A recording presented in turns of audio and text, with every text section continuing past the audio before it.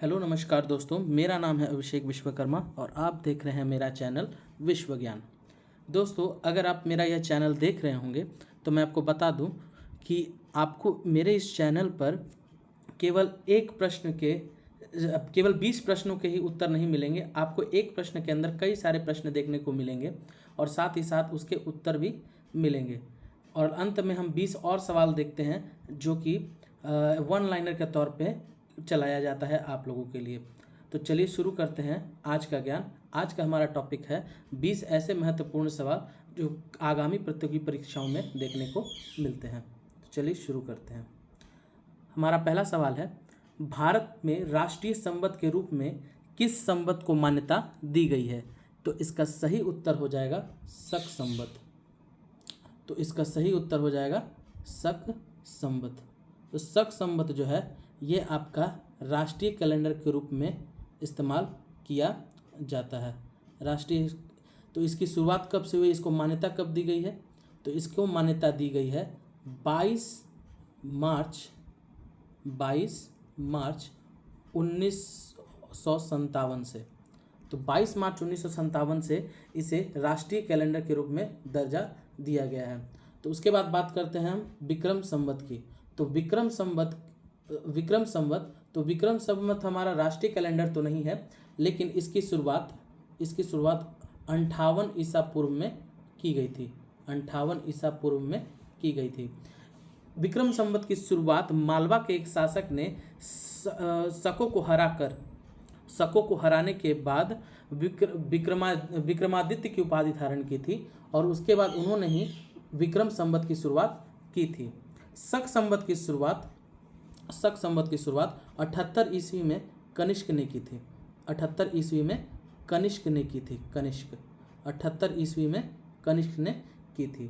तो बात रही ग्रेगोरियन कैलेंडर की। तो ग्रेगोरियन कैलेंडर की शुरुआत 1600 में होती है, लेकिन इसकी शुरुआत जो है वो मानी जाती है 1 ईस्वी से। ठीक है, मानी जाती है 1 ईस्वी से, लेकिन ये ग्रेगोरियन कैलेंडर को भारत के जो कैलेंडर है उसके साथ जोड़ा भी जा चुका है। तो भारत के कैलेंडर को यानी शक संवत को, राष्ट्रीय कैलेंडर को ग्रेगोरियन कैलेंडर के साथ यानी ग्रेगोरियन संवत के साथ जोड़ा गया है। उसके बाद बात करते हैं गुप्त संवत की। तो गुप्त संवत की शुरुआत बताया जाता है 320 ईस्वी से या 319 ईस्वी से लेकर के 320 ईस्वी के मध्य में माना जाता है। तो बढ़ते हैं अपने नेक्स्ट सवाल पे। भारत का कौन सा शहर सन सिटी के नाम से जाना जाता है? भारत का कौन सा शहर सन सिटी के नाम से जाना जाता है? तो इसका सही उत्तर है जोधपुर। जोधपुर जो है इसे सन सिटी के नाम से जाना जाता है। तो बढ़ते हैं अपने नेक्स्ट सवाल पे। भारत के किस शहर को मरुस्थल की राजधानी कहा जाता है? मरुस्थल की राजधानी। तो मरुस्थल की राजधानी भारत में जैसलमेर को कहा जाता है। मरुस्थल की राजधानी भारत में जैसलमेर को कहा जाता है। आपको पता है जयपुर को गुलाबी शहर के रूप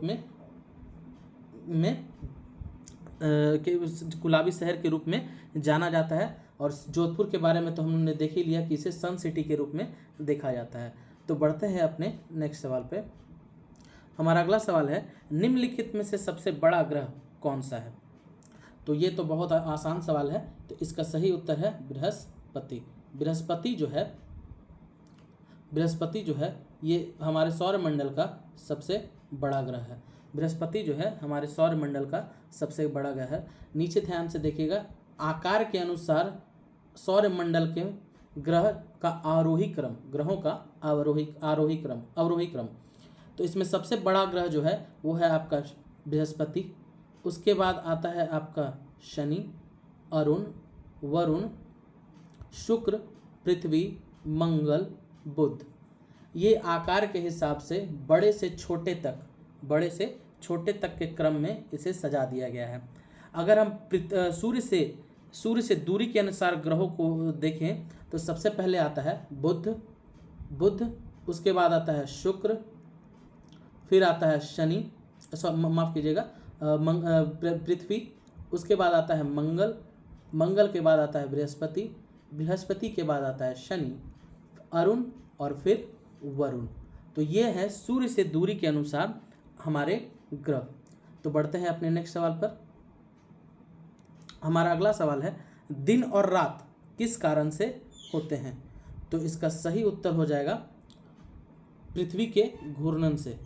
पृथ्वी के घूर्णन से। तो दिन और रात जो है वो पृथ्वी के घूर्णन के कारण होता है। लेकिन एक बार परीक्षा में ये सवाल पूछा गया कि घूर्णन के कारण, पृथ्वी के घूर्णन के कारण जो दिन रात होते हैं, लेकिन पूछा गया यह सवाल कि किस कारण से 6 महीने ध्रुवों पर, किस कारण से ध्रुवों पर 6 महीने, ध्रुवों पर 6 महीने दिन और 6 महीने रात होती है? तो इसका सही उत्तर हो जाएगा पृथ्वी के घूमने व परिक्रमण के कारण।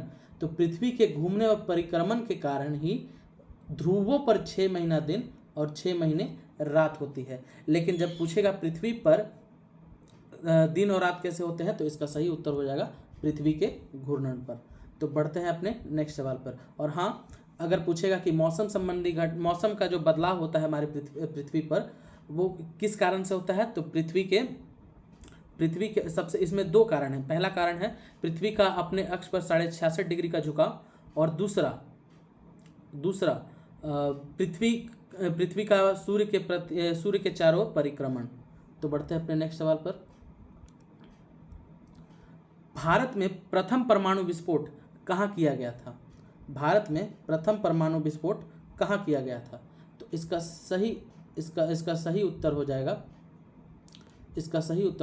पोखरण। इसका सही उत्तर हो जाएगा पोखरण। भारत में पहला परमाणु विस्फोट कहाँ किया गया था? तो पोखरण में किया गया था। इंदिरा गांधी की सरकार ने 18 मई 1974 को पहला परमाणु भूमिगत, ध्यान रखिएगा ये भूमिगत था, पहला परमाणु विस्फोट जो था 18 मई 1974 को जो पोखरण में हुआ वो कैसा था? भूमिगत था। तो ये भूमिगत विस्फोट जो था 18 मई 1974 को इंदिरा गांधी की सरकार में किया गया था। और इसका जो कोड वर्ड था, यानी कोड नेम जो था, इसका नाम था स्माइलिंग बुद्धा। ठीक है, इसका कोड वर्ड था स्माइलिंग बुद्धा। इसका कोड वर्ड था स्माइलिंग बुद्धा।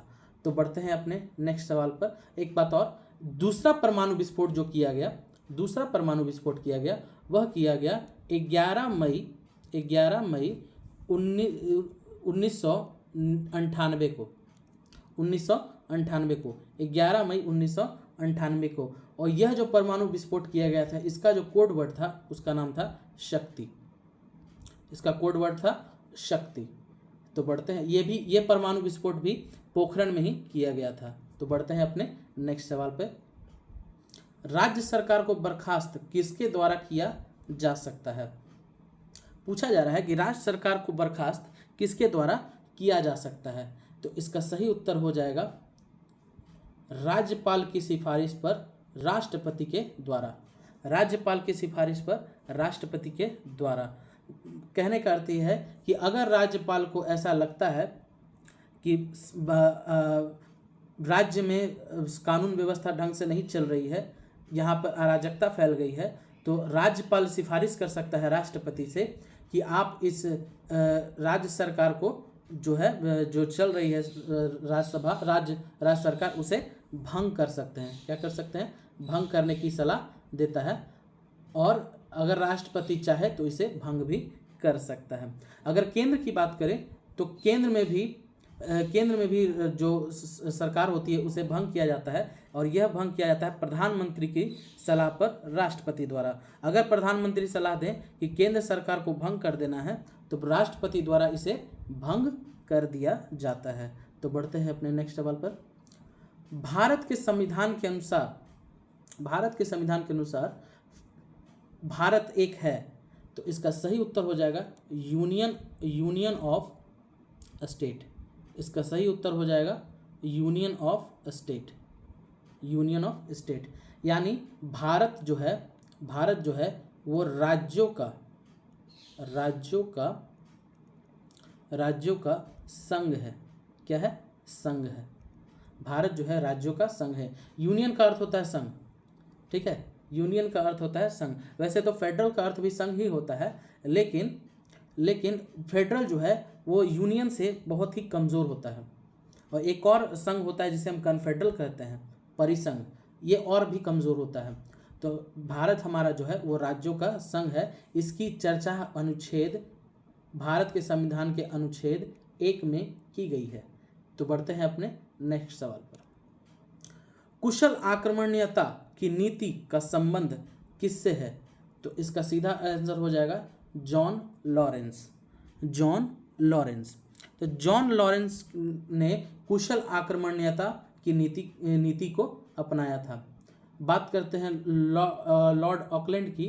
तो लॉर्ड ऑकलैंड के बारे में कहा जाता है कि इन्होंने grand trunk road, GT road की मरम्मत करवाई थी। जीटी रोड की क्या करवाई थी? मरम्मत करवाई थी। लॉर्ड लिट्टन जो है, लॉर्ड लिट्टन के समय में ही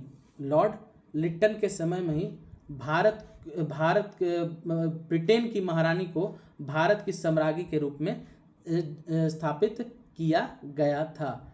इसका डेट है 1877। कभी कभी यह डेट 1876 भी देता है, तो इस पे कंफ्यूजन नहीं रखिएगा, या तो 76 होगा या तो 77 होगा।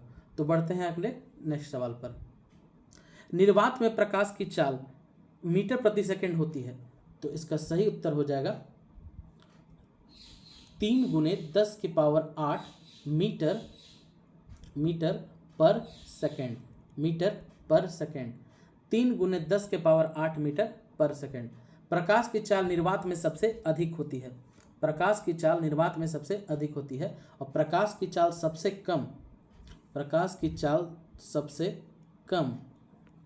कम कांच में होती है।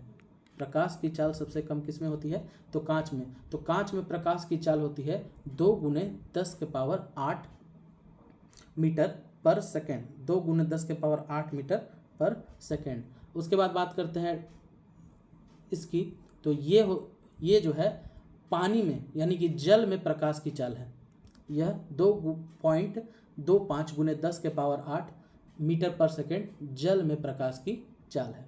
तो बढ़ते हैं अपने नेक्स्ट सवाल पर।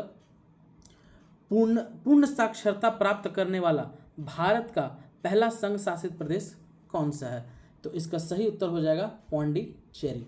पौंडीचेरी जो है सबसे पहले पूर्ण तरह से साक्षर होने वाला पहला केंद्र शासित प्रदेश था। आज भारत में कुल 8 केंद्र शासित प्रदेश हैं।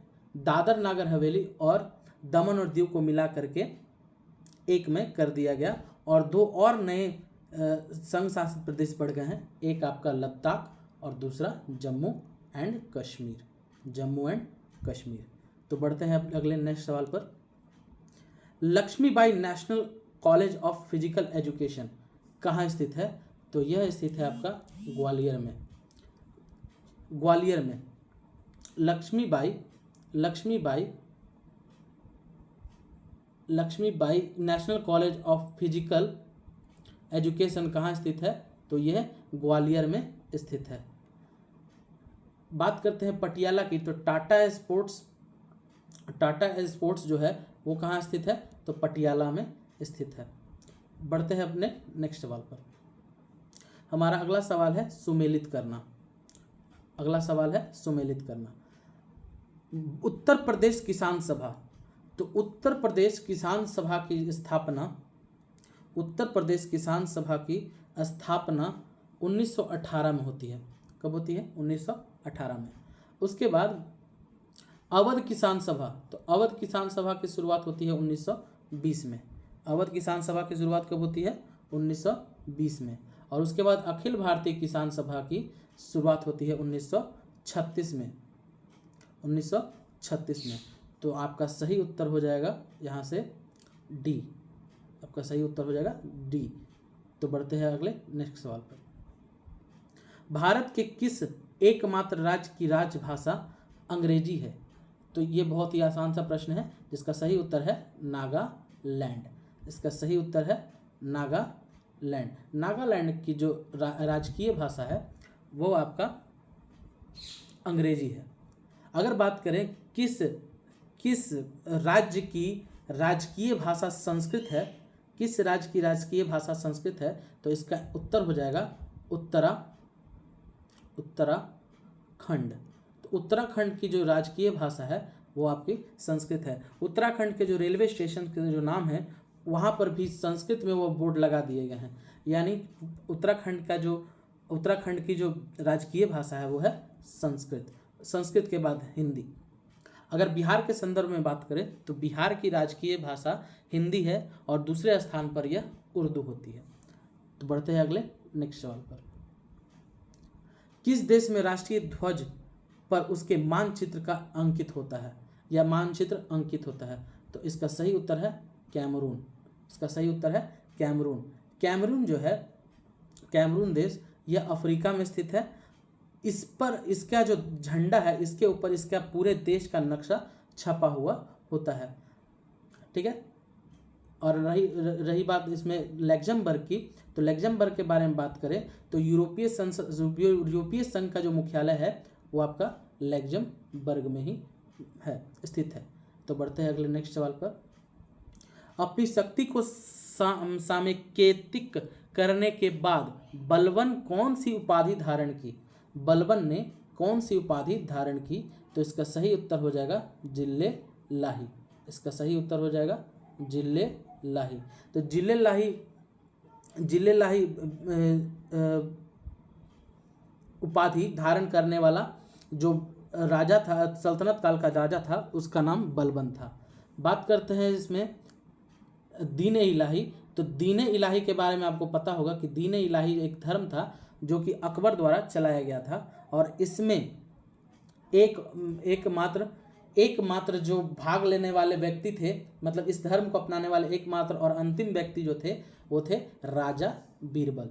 एकमात्र जो व्यक्ति थे उनका नाम क्या था? राजा बीरबल।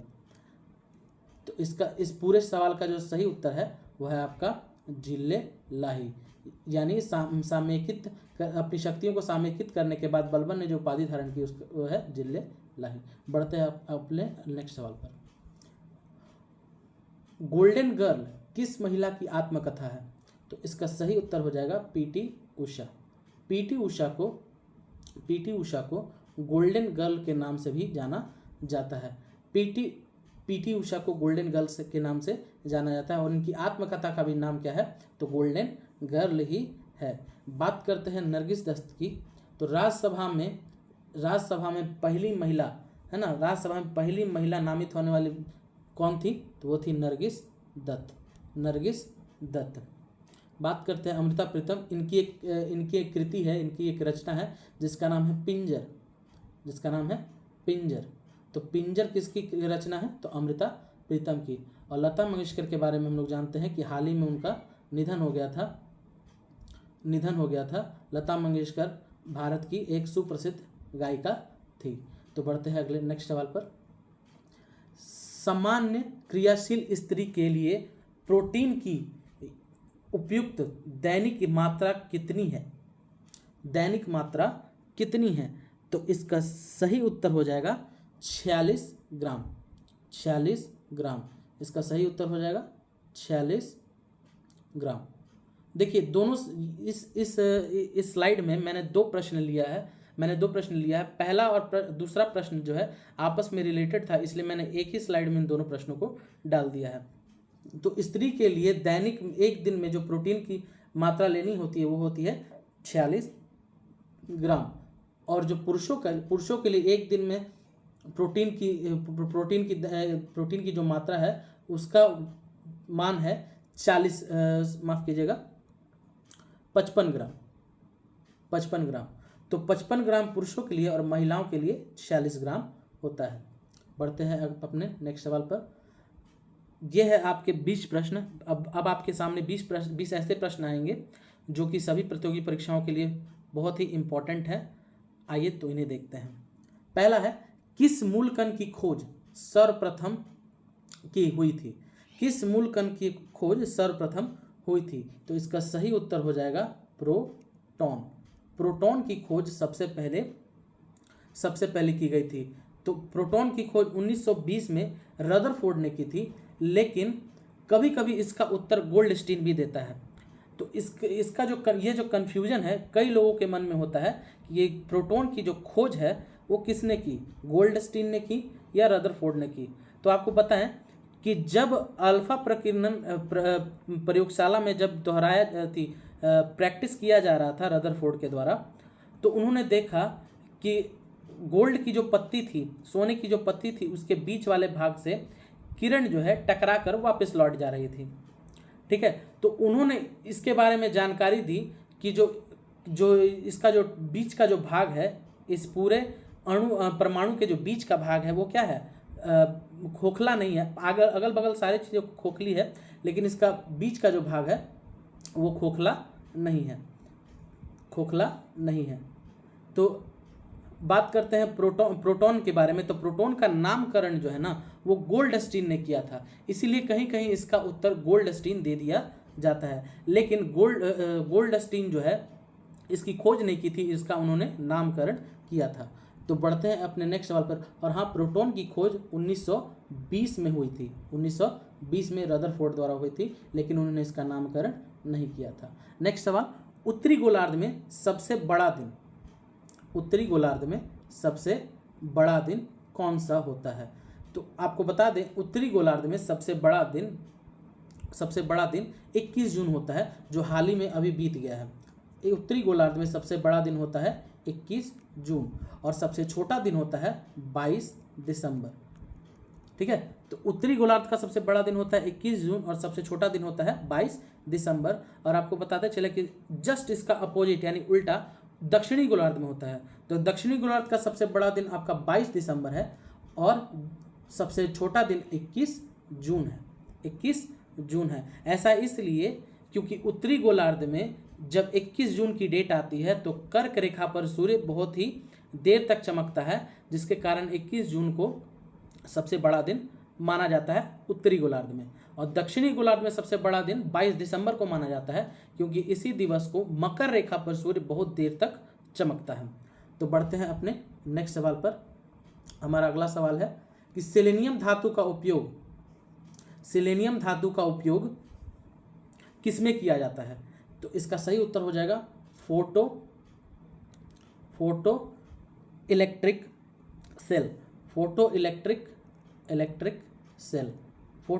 सेल में इसका इस्तेमाल किया जाता है। यानी कि जो सोलर प्लेट हम लोग देखते हैं उसमें इसका इस्तेमाल किया जाता है। तो फोटो इलेक्ट्रिक सेल जो है या सोलर प्लेट है, उसमें और अन्य प्रकार के भी धातुओं का इस्तेमाल होता है, जैसे कि एल्यूमिनियम का भी इस्तेमाल किया जाता है डोपिंग के लिए। उसके बाद सिलिकॉन का भी इस्तेमाल किया जाता है, और अभी हमने पढ़ा कि सेलेनियम का भी इस्तेमाल किया जाता है। तो ये 3 धातु हैं जो कि फोटो इलेक्ट्रिक सेल यानी कि सोलर प्लेट में देखने को मिलते हैं। बढ़ते हैं अपने नेक्स्ट सवाल पर कि सर सैयद अहमद खान द्वारा गठित किस संस्था द्वारा अंग्रेजी पुस्तकों का उर्दू में अनुवाद किया जाता था? उन्होंने एक संस्था बनाई थी सर सैयद अहमद खान ने, जो कि उर्दू में अंग्रेजी पुस्तकों का अनुवाद करती थी। मतलब वैसी पुस्तकें जो अंग्रेजी में हैं उनका उर्दू में अनुवाद किया करते थे। तो उन्होंने एक संस्था बनाई थी जिसका नाम था साइंटिफिक सोसाइटी। इस संस्था का नाम था साइंटिफिक सोसाइटी। ठीक है, तो बढ़ते हैं अपने नेक्स्ट सवाल पर। भरतनाट्यम, कुचिपुड़ी, मोहिनीअट्टम, ओडिसी नृत्य शैलियों में से कौन एकल नृत्य है? ये इस बार आप एनटीपीसी का भी एग्जाम देखेंगे तो एनटीपीसी एग्जाम में बहुत सारे नृत्य पूछे गए थे, और यह सवाल तो देखने को नहीं मिला था, लेकिन नृत्य से संबंधित बहुत सारे सवाल उसमें पूछे गए थे। तो यहाँ पर आपसे सवाल पूछा जा रहा है कि भरतनाट्यम, कुचिपुड़ी, मोहिनीअट्टम और ओडिसी नृत्य शैलियों में कौन एकल नृत्य है? मतलब केवल एक व्यक्ति ही खड़े होकर इस नृत्य को प्रस्तुत करता है। तो इसका सही उत्तर हो जाएगा भरतनाट्यम। भरतनाट्यम जो है ये एकल नृत्य है, ये केवल एक व्यक्ति द्वारा किया जाता है। बढ़ते हैं अपने नेक्स्ट सवाल पर। तो हमारा अगला सवाल है, अंतर्राष्ट्रीय मुद्रा कोष का मुख्यालय कहाँ स्थित है? तो इसका मुख्यालय वाशिंगटन डीसी है। Washington DC. Washington DC. तो IMF का जो मुख्यालय है, इंटरनेशनल मॉनिटरी फंड, अंतर्राष्ट्रीय मुद्रा कोष, इसका मुख्यालय वाशिंगटन डीसी है। वाशिंगटन डीसी में डीसी का अर्थ क्या होता है? तो डिस्ट्रिक्ट ऑफ कोलंबिया। बहुत लोगों को ये नहीं पता, लेकिन जिनको पता है तो अच्छी बात है। बढ़ते हैं अपने नेक्स्ट सवाल पर। सर्वाधिक वन आच्छादित केंद्र शासित प्रदेश कौन सा है? तो इसका सही उत्तर हो जाएगा अंडमान एंड निकोबार। अंडमान एंड निकोबार सर्वाधिक वन आच्छादित केंद्र शासित प्रदेशों में से एक है। अगर राज्य की बात करें तो भारत में सबसे अधिक वन आच्छादित जो राज्य है वो आपका MP यानी कि मध्य प्रदेश है। MP यानी मध्य प्रदेश है। बढ़ते हैं अपने नेक्स्ट सवाल पर। हमारा अगला सवाल है, संसद के दोनों सदनों में प्रश्नकाल के ठीक बाद कौन सा काल होता है? तो इसका सही उत्तर हो जाएगा शून्यकाल। इसका सही उत्तर हो जाएगा शून्यकाल। तो शून्यकाल जो है ये प्रश्नकाल के ठीक बाद का काल है, जो कि 12 बजे से 1 बजे तक चलता है। 12 बजे से 1 बजे तक चलता है। बढ़ते हैं अपने नेक्स्ट सवाल पर। संसद के माफ कीजिएगा, बाल गंगाधर तिलक ने होम रूल लीग की स्थापना, ये बहुत ही इंपॉर्टेंट सवाल है, इसको ध्यान से समझिएगा। खासकर जो BPSC की तैयारी करते हैं उनके लिए ये सवाल बहुत ही इंपॉर्टेंट है, क्योंकि इस सवाल में 2 उत्तर हैं और दोनों उत्तर आगे पीछे करके दिए जाते हैं कि कौन से होम रूल लीग की स्थापना पहले हुई और किसने की और कहाँ की। तो सवाल फिर से पढ़ते हैं। बाल गंगाधर तिलक ने होम रूल लीग की स्थापना कब की? ठीक है, तो बाल गंगाधर तिलक द्वारा जो होम रूल लीग की स्थापना की गई वो की गई अप्रैल, ध्यान से सुनिएगा, अप्रैल 1916 में। कहाँ की गई? तो पुणे में। कहाँ की गई? पुणे में। लेकिन हमें पता है कि होम रूल लीग की स्थापना 2 व्यक्तियों द्वारा की गई थी और अगली व्यक्ति का जो नाम है उनका नाम है एनी बेसेंट। तो एनी बेसेंट ने भी होम रूल लीग की स्थापना यानी स्थानीय स्वशासन की स्थापना की थी। तो होम रूल लीग की स्थापना एनी बेसेंट ने, उन्होंने भी 1916 में ही की थी, लेकिन उनका यह डेट जो है ना, ये जो मंथ है यानी महीना जो है वो अलग है। यह है आपका अगस्त। तो इन्होंने स्थापना की थी अगस्त 1916 में मद्रास में। कहाँ की थी? मद्रास में किया था। इन्होंने होम रूल लीग की स्थापना कहाँ की? तो मद्रास में किया था। बढ़ते हैं अपने नेक्स्ट सवाल पर कि सरहुल किस राज्य का प्रसिद्ध लोक नृत्य है? तो इसका सही उत्तर हो जाएगा झारखंड। एक बात और बता दें कि होम रूल लीग जो था 1916 में जो स्थापना की थी एनी बेसेंट के द्वारा, बाद में उन्होंने 1917 में उन्होंने एक झंडा बनाया होम रूल लीग का यानी स्थानीय स्वशासन का, जिस झंडे को आप अपने स्क्रीन पर देख सकते हैं। ये वही झंडा है जिसको एनी बेसेंट द्वारा बनाया गया था 1917 में स्थानीय स्वशासन के लिए। इस झंडे में आप कुल सितारे देख सकते हैं, गिनिए सितारे को, 1 2 3 4 5 6, कुल 6 सितारे आपको यहाँ, माफ कीजिएगा, कुल 7 सितारे यहाँ आपको देखने को मिलेंगे। इसको इन सितारों में इसको जोड़ेंगे नहीं तो गलत आप नहीं करेंगे। 8 सितारे नहीं है, कुल 7 सितारे हैं। ठीक है, एक अलग से चांद तारा उधर दिया गया है। इनमें 2 प्रकार के रंग हैं, हरा और लाल। ये जो आप ऊपर में ये जो देख रहे हैं, ये जो चित्र आप देख रहे हैं, इसे यूनियन जैक कहा जाता है। तो यूनियन जैक आपको कई सारे देशों के झंडों में मिल जाएंगे, जैसे ऑस्ट्रेलिया, न्यूजीलैंड, ठीक है, इंग्लैंड। तो इसे यूनियन जैक के रूप में जाना जाता है। पढ़ते हैं अपने नेक्स्ट सवाल पे। सरहुल के बारे में जान लिया कि झारखंड का प्रसिद्ध लोक नृत्य है। लौंग के तेल का कौन सा प्रमुख घटक दांत के दर्द को दूर करने में प्रयुक्त होता है? तो हमने कल इसके बारे में पढ़ लिया था कि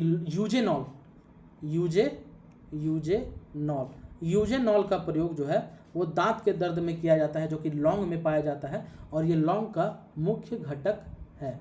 तो लौंग का मुख्य घटक यूजेनॉल, जो कि किस रूप में प्रयोग किया जाता है? तो दांत दर्द में दूर करने में। अगला सवाल है, तीस्ता नदी के जल बंटवारे का विवाद किन 2 देशों के बीच है? तो तीस्ता नदी का जो जल बंटवारा है वो भारत और बांग्लादेश के बीच है। भारत और बांग्लादेश के बीच है।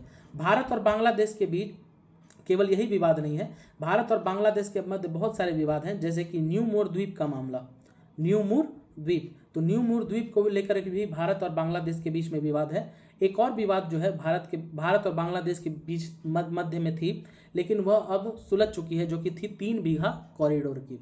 ठीक है, बात करते हैं तीस्ता नदी की। तो तीस्ता नदी जो है, तीस्ता नदी इसका जो उद्गम है वह सिक्किम से होता है। लेकिन अगर आपसे स्थान पूछेगा तो अगर झील की बात करें,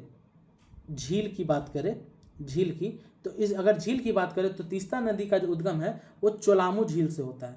कहाँ से होता है? चोलामू झील से। लेकिन अगर ग्लेशियर की बात करेगा, हिमनद की बात करेगा, हिमखंड की बात करेगा, तो इसका उत्तर हो जाएगा जमई ग्लेशियर, है ना, जमई ग्लेशियर, जमई हिमखंड या जमई हिमनद। ठीक है, जमई ग्लेशियर। बढ़ते हैं अगले अपने नेक्स्ट सवाल पर। पॉजिट्रॉन नामक मूल कण की खोज किसने की थी? तो पॉजिट्रॉन नामक मूल कण की खोज एंडरसन ने की थी। किसने की थी? एंडरसन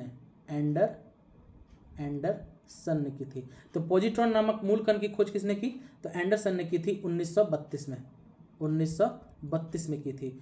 तो आपसे एक सवाल पूछेगा, देखिए दुनिया में हर एक कण का प्रतिकण होता है। ठीक है, दुनिया में हर एक कण का एक प्रतिकण होता है, एंटी मैटर होता है, प्रतिकण होता है, जिसमें से आप पॉजिट्रॉन जो है वो इलेक्ट्रॉन का प्रतिकण है। किसका प्रतिकण है? इलेक्ट्रॉन का प्रतिकण है। तो बढ़ते हैं अपने नेक्स्ट सवाल पर।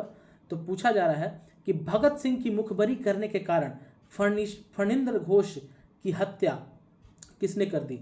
आपको पता है कि बटुकेश्वर दत्त के साथ 8 अप्रैल 1929 में केंद्रीय असेंबली में बम फोड़ने के कारण उन्हें गिरफ्तार कर लिया गया था। लेकिन जब उन पर मुकदमा चल रहा था तो अंग्रेजों का साथ देते हुए फणींद्र घोष ने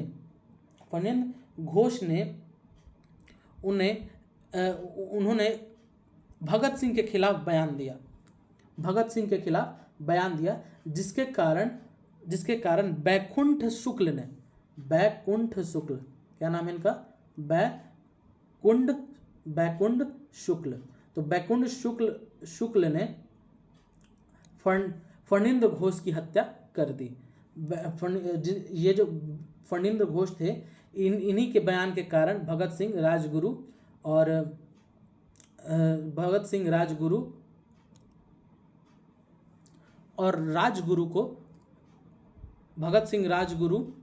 सुखदेव को फांसी दी गई थी। तो बढ़ते हैं अपने नेक्स्ट सवाल पर। नौटंकी किस राज्य का प्रसिद्ध लोक नृत्य है? नौटंकी किस राज्य का प्रसिद्ध लोक नृत्य है? तो इसका सही उत्तर हो जाएगा यूपी। ठीक है, तो बढ़ते हैं अपने नेक्स्ट सवाल पर। भारत सरकार द्वारा नई खनिज नीति की घोषणा किस वर्ष की गई? तो भारत सरकार ने अपनी नई खनिज नीति की घोषणा 1993 में की। तो बढ़ते हैं अपने नेक्स्ट सवाल पर। संयुक्त राष्ट्र संघ की स्थापना कब की गई? तो संयुक्त राष्ट्र संघ की स्थापना 24 अक्टूबर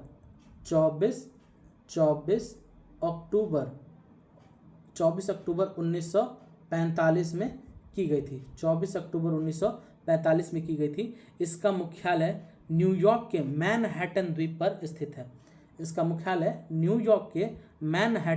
पर स्थित है। बढ़ते अपने नेक्स्ट सवाल पर। ग्राम पंचायतों की स्थापना संविधान के किस भाग में स्थित है? सवाल को ध्यान से देखिएगा, पूछ रहा है किस भाग में स्थित है, तो इसका सही उत्तर हो जाएगा भाग 4। लेकिन अगर आपसे अनुच्छेद पूछता तो ग्राम पंचायत का जो गठन है वो अनुच्छेद 40 में है। ग्राम पंचायत का जो गठन है वो अनुच्छेद 40 में स्थित है। तो बढ़ते अपने नेक्स्ट सवाल पर। सुभाष चंद्र बोस के राजनीतिक गुरु कौन थे? तो इसका सही उत्तर हो जाएगा CR दास, यानी चित्तरंजन दास जो थे वो सुभाष चंद्र बोस के राजनीतिक गुरु थे। अगला सवाल, नौटंकी का सबसे महत्वपूर्ण वाद्य यंत्र क्या होता है? तो इसका सही उत्तर हो जाएगा तबला। तबला जो है नौटंकी में सबसे ज़्यादा महत्वपूर्ण भूमिका निभाता है। तो तबला इसका सही उत्तर हो जाएगा। तो आज का हमारा ये सेशन यहीं समाप्त होता है। अगर आपको वीडियो अच्छा लगा तो चैनल को सब्सक्राइब करें, लाइक करें, और वीडियो अगर आपको बहुत ही अच्छा लगा तो बेल आइकन भी ज़रूर दबाएं। दोस्तों, आपके सपोर्ट की बहुत ही ज़्यादा ज़रूरत है। तो मिलते हैं अगले नेक्स्ट सेशन में। तब तक के लिए नमस्कार।